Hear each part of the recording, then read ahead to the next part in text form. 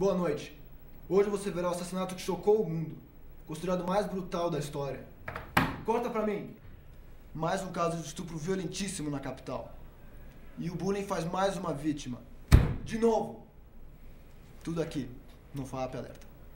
Na zona leste de São Paulo ocorreu um assassinato horrível. Horrível! Horrível! Vamos ver a reportagem com o Eduardo Cavalcante. Estamos no local onde foi assassinado Emerson da Silva. Ele foi cruelmente agredido de forma covarde enquanto estava comprando pão pela manhã. As câmeras de segurança da padaria gravaram tudo.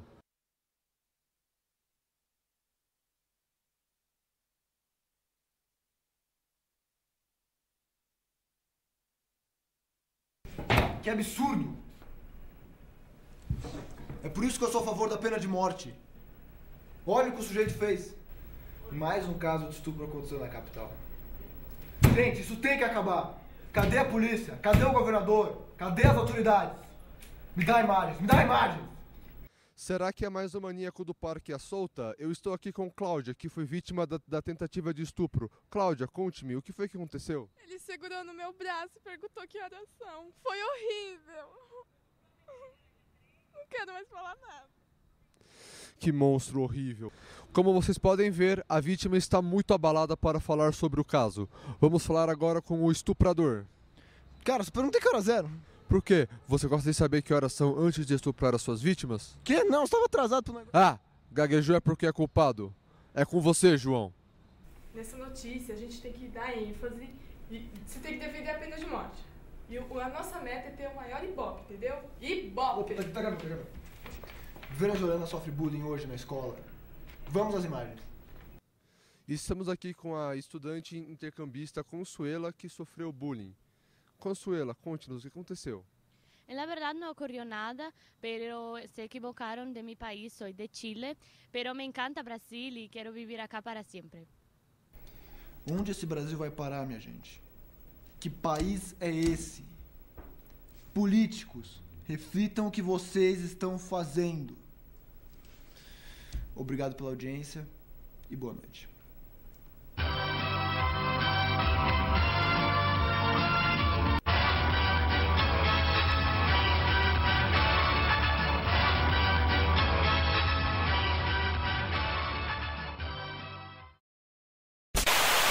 O sensacionalismo é uma postura adotada por diversos meios de comunicação, com o objetivo simples de atrair audiência, e com isso lucro.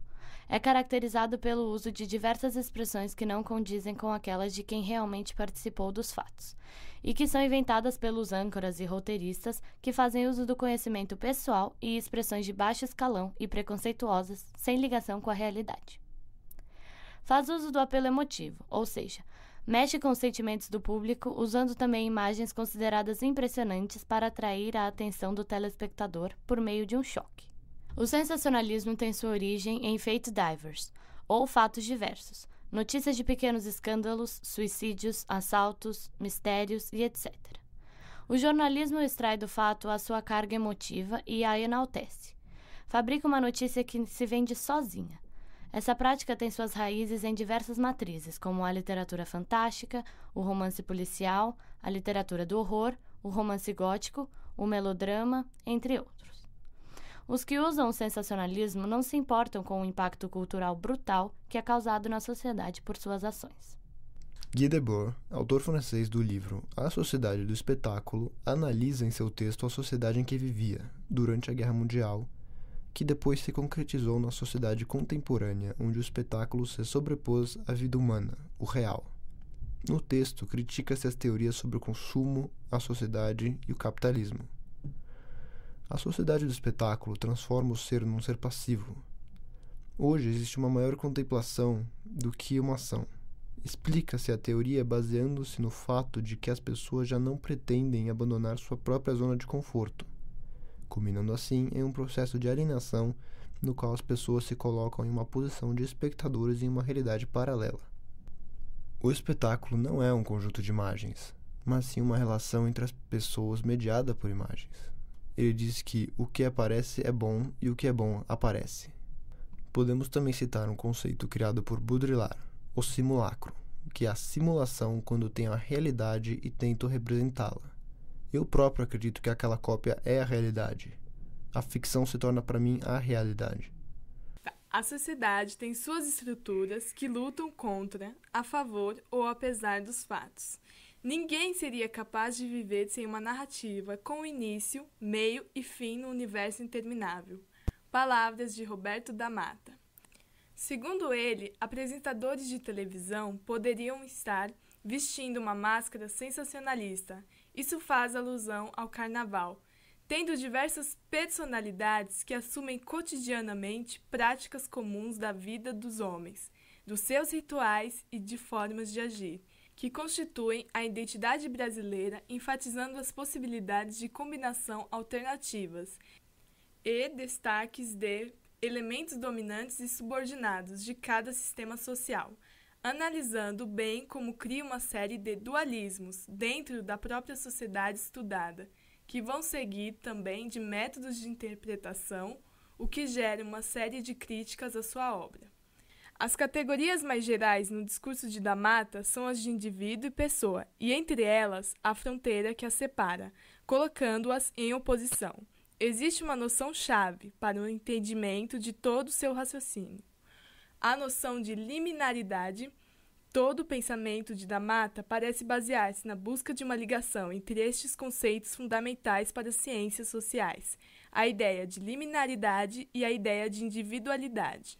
A ideia de liminaridade leva-nos ao reino dos ritos de passagem e aos costumes exóticos dos grupos tribais, enquanto que a individualidade nos remete aos domínios da filosofia política, ao universo do mercado e do capitalismo, enfim, ao nosso próprio cotidiano, ao nosso universalismo implícito e inconsciente. Da Mata acredita que é nesse caráter liminar e paradoxal que cotidianamente nos coloca em situações intermediárias, entre o sim e o não, entre o ser e o não ser, que nos faz assumir personalidades que também são paradoxais e intermediárias, que nos leva a gostar de coisas liminares e tomar atitudes e assumir posturas híbridas, que reside a identidade brasileira. O que você acha do sensacionalismo televisivo de São Paulo? Oi, tudo bem? Eu acho isso um absurdo, pessoalmente. É algo muito comum atualmente no mundo inteiro, assim. Eu acho que retrata perfeitamente o capitalismo. A gente sensacionalizar coisas supérfluas, assim, que não tem valor nenhum. Então, o sensacionalismo é muito ruim porque meu pai, quando eu saio e ele vê na televisão que falam que as ruas estão alagadas, que a cidade está embaixo da água, ele fica me ligando de 5 em 5 minutos para saber se eu já cheguei, se eu não cheguei, ou seja, gera um pânico desnecessário, né? Bom, sobre o sensacionalismo na mídia, o que a gente vê é um exagero, né, sobre os temas, né, e o objetivo é o Ibope sempre, né? Então, sobre a violência, sobre a questão da degradação social ambiental, né, certamente sim, ela existe, mas o que dá mais dinheiro, o que dá mais mídia é o exagero. Por exemplo, a capa da Veja dessa semana tem lá a fortuna do Quercia de 1,5 bilhão, né, bilhões de reais sendo disputada, etc. Isso é um assunto que interessa, né, dinheiro, né, disputa, quer dizer. Então a gente, infelizmente, vê esse sensacionalismo exagerado, né, quando que o desejável seria ver as políticas públicas, a participação da comunidade, da sociedade, né, participando seriamente nos processos democráticos, né, e atendendo às necessidades da cidade, né. A cidade precisa de mobilidade, a questão dos resíduos na cidade, questão da violência, questão da moradia. Então, isso que a gente é o desejável, que a gente gostaríamos de ver na televisão, né? Mas, infelizmente, a gente vê só a parte sensacionalista, somente os exageros, né? Principalmente em relação à violência e à corrupção, né? Por outro lado, é desejável, sim, que isso não fique debaixo do tapete, né? Porque para quem é corrupto, para quem é mau elemento, é lógico que se ninguém tocar no assunto, melhor para ele, né? Mas, por outro lado, é importante também que se fale, que se discuta, né, sobre as necessidades e expectativas da comunidade.